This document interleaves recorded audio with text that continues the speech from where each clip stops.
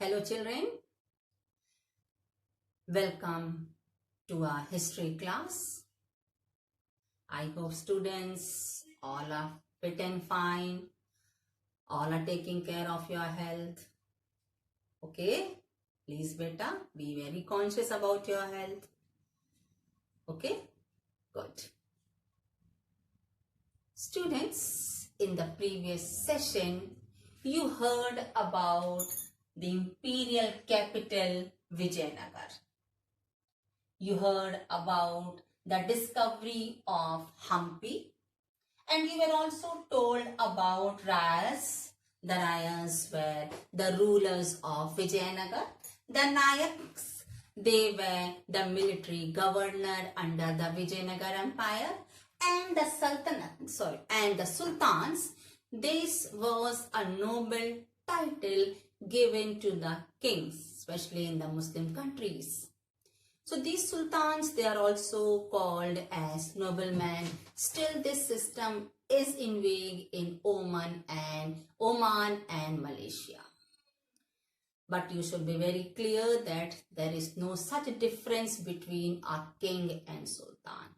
King is only a title given to male rulers in monarchy system. बच्चों, कल आपने एक साम्राज्य की राजधानी विजयनगर के बारे में सुना. उसके अंतर्गत आपको हम्पी की खोज के बारे में बताया गया. और नेक्स्ट टॉपिक, राय, जो विजयनगर राज्य के शासक को कहा जाता था. नायक, जो उस समय के जो मिलिट्री कमांडर्स, जो सेनापति होते थे, उनको बोलते थे. और सुल्तान एक टाइटल है जो खास करके मुस्लिम कंट्रीज में शासकों को दिया जाता है. आज भी ये टाइटल ओमान और मलेशिया में सुल्तान या नोबलमैन के रूप में शासकों को दिया जाता है. लेकिन राजा और सुल्तान के बीच कोई काफी डिफरेंस नहीं है. डिफरेंस इतना ही है कि राजा उसे कहते हैं जो एक मोनार्की सिस्टम में, जहां राजतंत्र व्यवस्था है, वहां वह पुरुष एक शासक के रूप में शासन करता है, तो उसे हम राजा या किंग कहते हैं. Clear? Revised? Now let's start today's topic. Our today's topic is 2.1, means 2A, king and traders. Point 2 you did yesterday. Today is 2A, king and traders.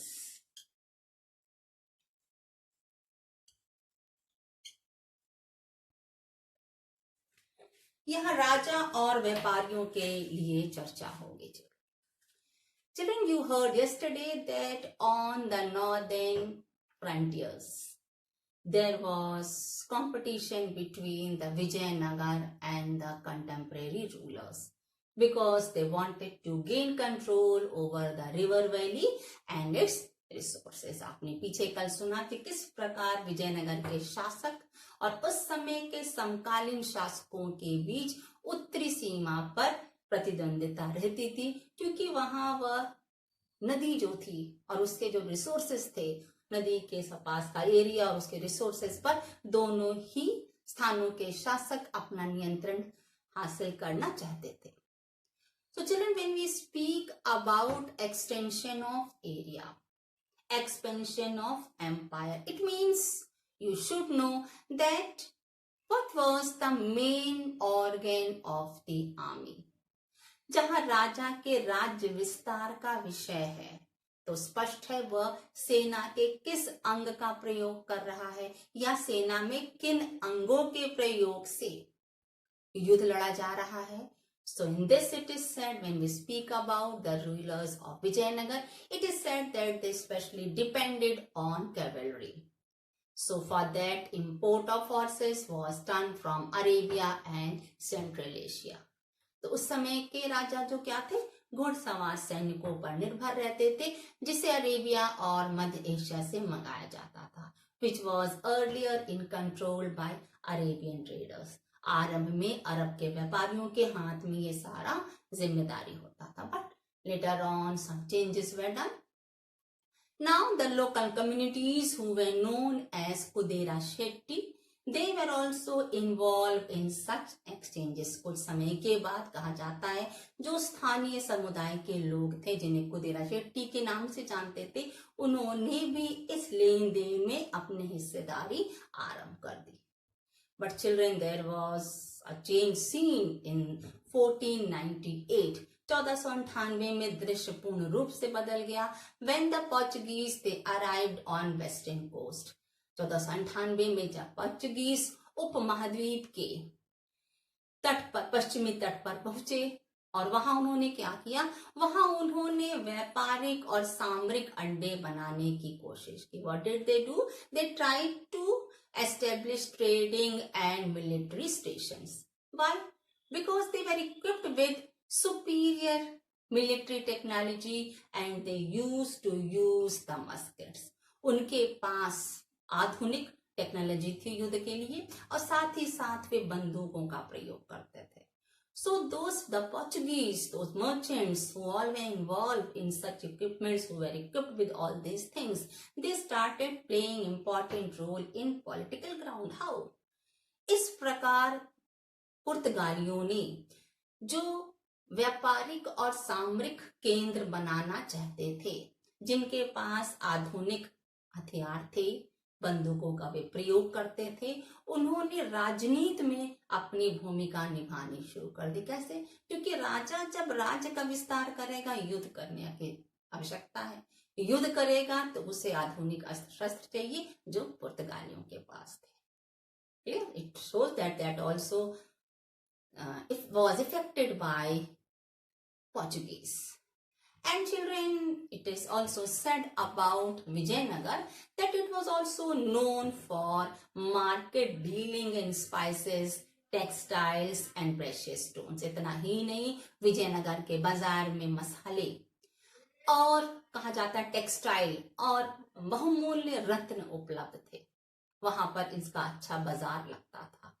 And the wealthy population, they had the demand of such precious stones and jewelries. So it was quite profitable for the state. How? Because whatever revenue was generated, it was for the state, which resulted into economic development. जो वहां की समृद्ध जनता थी वो क्या करती थी, उन बहुमूल्य रत्न और जेवरातों का इस्तेमाल करती थी, अधिक से अधिक खरीदती थी. परिणाम क्या हुआ, इस प्रकार बढ़ती हुई बिक्री से राजस्व किसके खाते में जाता था, राज्य के. अब राज्य की इनकम यदि बढ़ती है तो क्या होता है, आर्थिक व्यवस्था समृद्ध होती है. So when it is said that Vijayanagar was popular because of its prosperity, समृद्ध राज्य था, of course there will be some conflict, some issues which you will see in point 2b. The next point is the apogee and decline of the empire. Point 2a, the apogee. B, the apogee and decline of empire. Our next point is point 2b, the apogee and decline of empire, अर्थात राज्य का चरमोत्कर्ष और उसका पतन.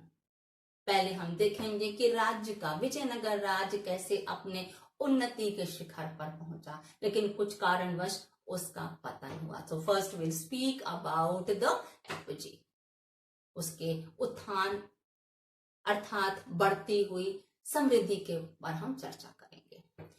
Children, when we speak about polity, यदि हम सत्ता के दावेदारों की बात करते हैं, about which you have read in many points in the previous chapters, so here also you will see the same thing, that there were members of the ruling family as well as the military commanders. जहां सत्ता के दावेदारों की बात थी, वहां न केवल राजघराने के सदस्य बल्कि उसमें जो मिलिट्री कमांडर्स, जिनको आपने नायक कहा है, वे भी शामिल थे. तो इसी परिप्रेक्ष्य में क्या हुआ, the first first dynasty named as Sangam dynasty. It ruled up to 1485. Sangam dynasty प्रथम डायनेस्टी जिसने 1485 तक शासन किया, but it was uprooted by Saluwas who were the military commanders and they ruled up to 1503. लेकिन इस संगम dynasty को किसने उखाड़ फेंका? सालुवास ने। ये नायक्स थे, मिलिट्री कमांडर्स थे और उन्होंने 1503 तक शासन किया। And then after that the Saluvas they were replaced by Tuluvas. Saluvas के बाद तालुवास डायनेस्टी स्थापित हुई जिसका महत्वपूर्ण शासक है, कह सकते हैं जो जनप्रिय शासक था, उसे आप कृष्णदेव राय के नाम से जानती होंगे। कृष्णदेव राय का नाम आपने सुना हुआ है। So he was the popular ruler of Tuluva dynasty. So of course he was intelligent, he was brave, he was a commander. So with that, what did he do? He was able to acquire land between Tungbhadra and Krishna rivers in 1512. उन्होंने अपनी बुद्धिमत्ता, अपनी कूटनीति पर तुंगभद्रा और कृष्णा नदी के बीच के भूमि पर 1512 में अधिकार स्थापित किया. And he was even able to subdue the rulers of Odisha in 1514. इसके बाद उन्होंने 1514 में उड़ीसा के शासकों पर भी अपना वर्चस्व स्थापित किया, उनका दमन किया. And after that, the Sultan of Bijapur was also defeated by him in 1520. इसके बाद उन्होंने बीजापुर के सुल्तान को 1520 में पराजित किया. तो जो आपने अभी सुना कि इस प्रकार से कृष्णदेव राय ने अपने साम्राज्य का विस्तार किया. स्पष्ट है कि वह राज्य सामरिक आवश्यकताओं से सदैव ही तैयार रहता होगा. इसका ये अर्थ नहीं था कि राज्य समृद्ध नहीं था. Of course, when you heard just now that Krishnadev Rai was able to defeat the rulers, he was able to subdue the rulers. It is very clear that all the time the state was ready with the military, you can say, equipments. But if above all this, Vijayanagar was prosperous. इतना के बाद भी विजयनगर एक समृद्ध राज्य था. कैसे हम कह सकते हैं? क्योंकि कृष्णदेव राय के द्वारा कई मंदिरों का निर्माण किया गया है. Constructed many fine temples and he founded a town near Vijayanagar which is known as Nagarpuram. उन्होंने विजयनगर के पास एक टाउन बसाया जिसको नगरपुरम के नाम से जानते हैं, जो उन्होंने अपने माता के नाम पर बसाया था. And one more thing, children, as you heard yesterday about the sources which help the historians to give detail about Vijayanagar. This also, here also there is a point. आपने कल सुना कि किन स्रोतों से इतिहासकारों को विजयनगर के बारे में बताने में सहायता मिली. So here is a point. The reign of Krishnadev Rai and the rulers after him, they helped a lot. They gave enough sources to the historians to give detailed description of Vijayanagar. Clear, children? Now we'll speak about the decline. अब हम पतन के बारे में बात करेंगे. Children, after the death of Krishnadev Rai in 1529, the successors, they faced the challenges from the rebellious Nayaks. 1529 में कृष्णदेव राय की मृत्यु के बाद जो उनके उत्तराधिकारी थे, उन्हें उस समय के नायक्स जो थे, जो मिलिट्री गवर्नर्स थे, वे बड़े ही आप कह सकते हैं उपद्रवी प्रवृत्ति के हो गए थे. उनकी चुनौतियों का इन्हें सामना करना पड़ा. कृष्णदेव राय के उत्तराधिकारियों को उन उपद्रवी नायकों के चुनौतियों का सामना करना पड़ा. For this, in 1542, the control on center was shifted in the hands of Aravidu till the end of 17th century. ऐसे समय में केंद्र का पूरा कंट्रोल 1542 में अराविदु के हाथ में चला गया 17वीं शताब्दी तक. So it is said that for that the Vijayanagar kings and the deacons of Sultan both were militarily ambitious. कहा जाता है कि विजयनगर के शासक और दक्कन के जो सुल्तान थे उन दोनों के बीच सामरिक प्रतिस्पर्धा थी। दोनों ही अपने राज्य का विस्तार करना चाहते थे, but it resulted quite difference. इसका बड़ा ही अलग सा परिणाम हुआ। What happened? The alliance of sultans was formed against the ruler of Vijayanagar. इसी परिप्रेक्ष्य में दक्कन के जो सुल्तान थे उनके बीच मैत्री संबंध स्थापित हुए। किसके विरोध में? विजयनगर के शासक के विरोध में। Am I clear? दक्कन के जो सुल्तान थे उनका आपस में समझौता हो गया, गठबंधन होकर वे एक हो गए। किसके विरोध में? विजयनगर के शासक में। So finally in 1565 Ram Rai, what did he do? He led the army into the battle at Talikota. Ram Raya ने 1565 में विजयनगर की सेना को तालीकोटा के युद्ध में भेज दिया, लेकिन उन्हें शिकस्त खानी पड़ी। He was defeated by the combined army of Bijapur, Ahmednagar and Golconda. जैसा कि आपने अभी सुना कि सुल्तानों के बीच गठबंधन हो गया, तो इस प्रकार विजयनगर की सेना को संयुक्त रूप में बीजापुर, अहमदनगर और गोलकुंडा की सेनाओं से पराजित होना पड़ा। और ये पराजय इतनी थी बच्चों कि विजयनगर पूर्ण रूप से कुछ वर्षों में उजड़ सा गया। And the result of that the empire was shifted to the east। साम्राज्य के केंद्र को पूर्व की ओर स्थानांतरित कर दिया गया। And Aravidu dynasty ruled it by Penukonda and after that from Chandragiri.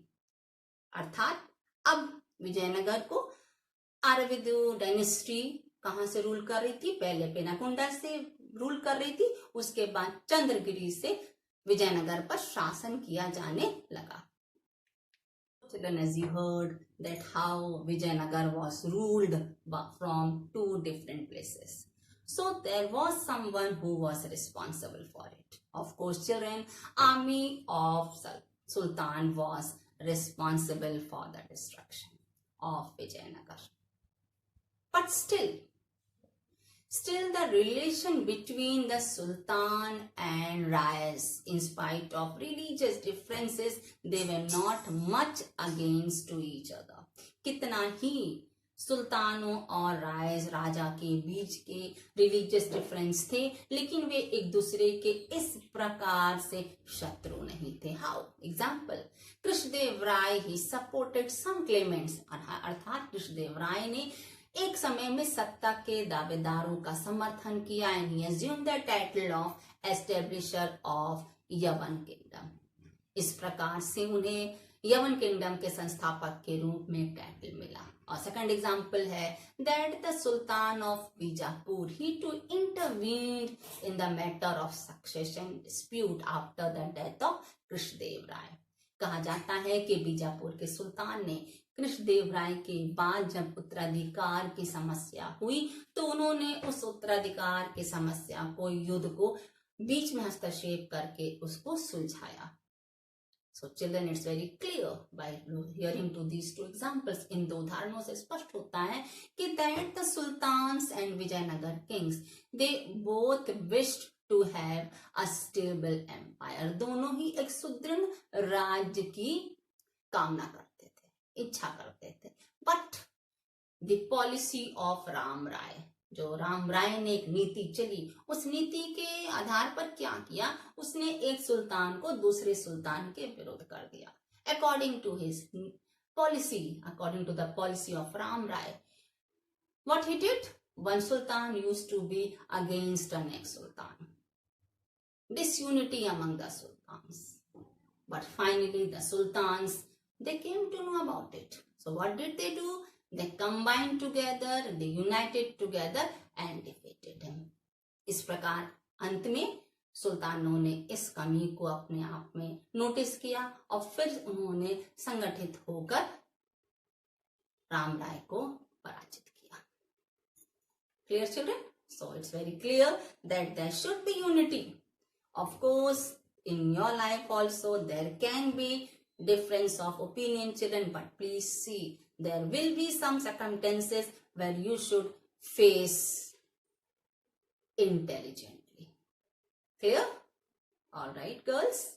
Thank you. Have a nice day.